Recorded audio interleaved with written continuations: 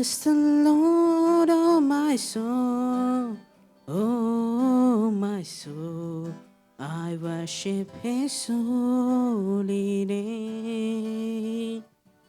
Sing like never before. മോനെ റോബിനെ. അല്ല ഇതാര് സൂസിയന്റെയോ? അതെ മോനെ, എന്തുകൊണ്ട് വിശേഷം? ഒന്നുമില്ല, ഇങ്ങനെ സുഖമായിട്ട് പോകുന്നു. അത് ശരി. മോന്റെ പഠിത്തമൊക്കെ എങ്ങനെ പോകുന്നു? ഒന്നുമില്ല, ഇങ്ങനെ തട്ടിമുട്ടിയൊക്കെ ആയിട്ട് പോകുന്നു. തട്ടിമുട്ടിയൊക്കെ എങ്ങനെ പോകുന്നല്ലേ? അതും ഇനി കൂട്ടുകാരുമായിട്ടൊക്കെ കളിയാണോ? അല്ല, അങ്ങനെയൊന്നുമില്ല. അത് ശരി. ഓക്കെ. മോന്റെ കയ്യിൽ എന്താ ഇരിക്കുന്നേ? ഇതറിഞ്ഞോട്, ഇതാണ് ഗിറ്റാറ്. ഗിറ്റാറോ? അതെന്തിനുള്ളതാ? ഇത് വെച്ചാ ഞാൻ പല സ്റ്റേജിലും വായിച്ച് പാട്ട് പാടുന്നത്. ഓ, ഇതിന്റെ പിന്നെ ഉപജീവന മാർഗവും കൂടെയാണ്. ഓ അത് ശരി. അപ്പൊ ഗിറ്റാറാണല്ലേ? ഇതും കൊണ്ടാ പിള്ളേരൊക്കെ പാട്ട് പാടുന്നേ? അത് ശരി. കുറച്ചു നേരത്തേക്ക് പിടിക്കാവോ? ഞാനൊരു സ്ഥലം വരെ പോയിട്ട് വരാം. ഓക്കെ പിടിക്കാം. ഇത് സൂക്ഷിക്കണം, ആരുടെയും കൈ കൊടുക്കരുത്. ഇല്ല ഞാൻ കൊടുക്കില്ല. വിശ്വസിക്കാലോ? വിശ്വസിക്കാം. വിശ്വാസം അതല്ലേ എല്ലാം. അതെ തീർച്ചയായിട്ടും. അപ്പൊ ഇതാണ് ഗിറ്റാർ അല്ലേ? പിള്ളേരിന്നും കൊണ്ടാണ് പാട്ട് പാടുന്നത്. കൊള്ളാലോ, സംഭവം കൊള്ളാം. ഹലോ ആൻറ്റി, റോബിനുണ്ടോ? ഇല്ലല്ലോ. ആരാ? ഞാൻ അവൻ്റെ ഒരു കൂട്ടുകാരനാ. അവൻ ഇന്ന് ഫീൽഡിൽ വരാമെന്ന് പറഞ്ഞു. അവൻ്റെ ബാറ്റ് എടുക്കണമായിരുന്നു. അപ്പം കളിക്കാൻ. ഓ അത് ശരി. അവൻ പുറത്ത് പോയേക്കുവാ. ആൻറ്റി എന്താ ഈ ക്രിക്കറ്റ് ബാറ്റും പിടിച്ചോണ്ടിരിക്കുന്നേ? അയ്യോ മോനെ, ഇത് ക്രിക്കറ്റ് ബാറ്റ് അല്ല, ഇത് ഗിറ്റാറാ. അല്ല ആൻറ്റി, ഇത് ക്രിക്കറ്റ് ബാറ്റാ. റോബിൻ പറഞ്ഞല്ലോ ഇത് ഗിറ്റാറാണെന്ന്. അത് റോബിൻ അറിയാത്തോണ്ട് ഞങ്ങൾ ഇത് പണ്ട് ഇത് വെച്ച് കളിച്ച് 6ഉം 4ഉം ഒക്കെ അടിച്ചിട്ടുള്ള കളിയാണ്. ശരി, കൊള്ളാലോ ഇത്. അപ്പൊ ഈ സാധനം എന്തിനാ? ഓ, ഇത് വരുന്ന ബോളിന് വിക്കറ്റ് പിടിക്കാനാ. വിക്കറ്റ് പിടിക്കാനാ? സംഭവം കൊള്ളാലോ. വിക്കറ്റ് പിടിക്കാനുള്ള സാധനം. ഇത് വെച്ച് എന്നാ കളിയാന്നറിയോ ഞങ്ങള്. ഓ അത് ശരി. എന്തായാലും റോബിനോട് പറഞ്ഞു തരും. ഞാനിപ്പോ വൈകിട്ട് വരാൻ പറയണേ. പറയാം. ശരി. എടി സൂസി, ഇത് എത്ര നാളായിട്ട് നിന്നെ കണ്ടിട്ട്? ഇവിടെ ഒന്നും ഇല്ലായിരുന്നോ?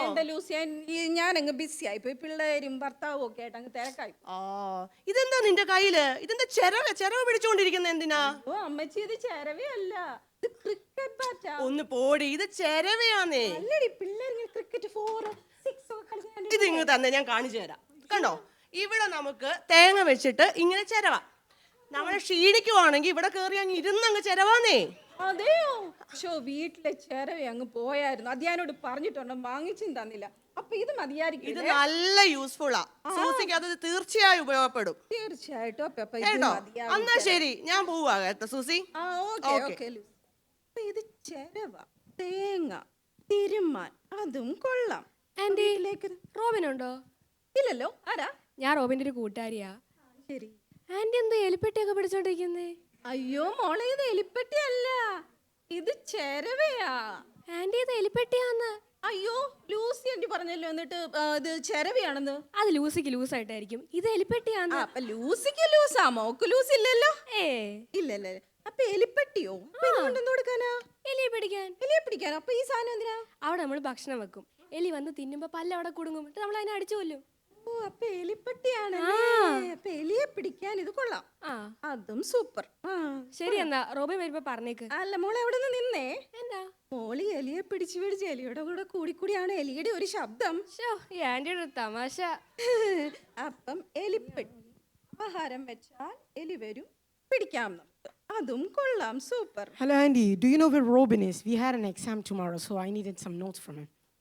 മനസ്സിലാകുന്ന ഭാഷ വല്ലതും പറ. അത് പിന്നെ ആൻറ്റി, ഞങ്ങൾക്ക് നാളെ എക്സാം ഉണ്ടെന്ന്, അപ്പോൾ അതിൻ്റെ നോട്ട്സ് മേടിക്കണമായിരുന്നു. അപ്പോൾ നാളത്തെ എക്സാമിന് മോൻ ഇപ്പോഴാ ബുക്ക് അന്വേഷിക്കുന്നേ? അത് പിന്നെ ആൻറ്റി എന്ത് ഈ മൊസ്കിറ്റോ ബാറ്റൊക്കെ പിടിച്ചോണ്ടിരിക്കുന്നത്? അയ്യോ മോനെ, ഇത് മൊസ്കിറ്റോ ബാറ്റ് അല്ല, ഇത് എലിപ്പെട്ടിയാ. എലിപ്പെട്ടിയോ? റാറ്റ് ബോക്സ് അല്ല ആൻറ്റി, ഇത് റാറ്റ് ബോക്സ് അല്ല, ഇത് മൊസ്കിറ്റോ ബാറ്റാ. ഞങ്ങളുടെ ഗ്രാൻഡ്മയൊക്കെ വൈകുന്നേരം ഇത് വെച്ചിട്ടാ മൊസ്കിറ്റോസിനെ പിടിക്കുന്നത്, അറിയോ? കൊതുകിനെ പിടിക്കാൻ കൊള്ളായത്? കൊതുകിനെ പിടിക്കാനുള്ളതാ ഇത്. അതും കൊള്ളാലോ, സംഭവം സൂപ്പർ. അപ്പം എന്നാ ഞാൻ പോവാ, അവനോട് വാട്സാപ്പിൽ സെൻഡ് ചെയ്യാൻ പറഞ്ഞാൽ മതി. പറഞ്ഞേ. ശരി. മൊസ്കിറ്റോ കൊതുകിനെ പിടിക്കാൻ കൊള്ളാം, അതും കൊള്ളാം.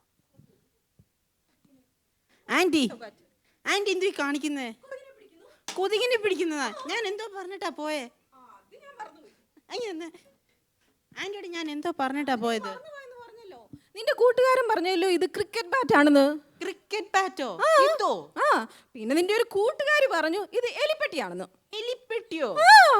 പിന്നെ നമ്മുടെ ലൂസി അമ്മച്ചി വന്നായിരുന്നു. ലൂസി അമ്മച്ചി പറഞ്ഞു ഇത് ചെരവയാണെന്ന്. ചെരവയോ?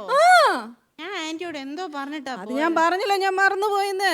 ഇത് ഗിറ്റാറാണ്, ഇത് ആരുടെയും കൈ കൊടുക്കരുത്, സൂക്ഷിക്കണം എന്ന് പറഞ്ഞിട്ടല്ലേ പോയെ. അപ്പൊ യജമാനനായ ഞാൻ പറഞ്ഞത് ആന്റി കേട്ടില്ല. ഞാനത് ഓർത്തില്ല, മറന്നുപോയി. ഇതുതന്നെയാണ് ഇന്ന് ക്രിസ്തീയ ലോകത്തിലും സംഭവിച്ചിരിക്കുന്നത്. ഇന്നേക്ക് ഏകദേശം 2000-ൽ പരം വർഷങ്ങൾക്ക് മുമ്പ് കർത്താവായ യേശു ക്രിസ്തു നമുക്ക് സത്യസുവിശേഷം നൽകി. എന്നാൽ തലമുറയായി കൈമാറി വന്നപ്പോൾ പലവിധമായ ദുരുപദേശങ്ങളും കയറി വരുവാൻ ഇടയായി. ഇന്ന് നാം ആയിരിക്കുന്ന കാലഘട്ടത്തിൽ നമ്മെ തെറ്റിച്ച് കളയുന്ന പലതുമാണ് കടന്നു വന്നുകൊണ്ടിരിക്കുന്നത്. എന്നാൽ പ്രിയപ്പെട്ടവരെ, നാം കേൾക്കുന്ന ഓരോ ഉപദേശങ്ങളും ദൈവവചനവുമായി ബന്ധപ്പെടുത്തി ശോധന ചെയ്യേണ്ടത് വളരെ അത്യാവശ്യമാണ്. അപ്പോസ്തല പ്രവൃത്തി 17:11 ഇപ്രകാരം പറയുന്നു: ബെരോബായിലുള്ളവർ തെസ്സലോനിക്കയിലുള്ളവരെക്കാൾ ഉത്തമന്മാരായിരുന്നു എന്നാണ്.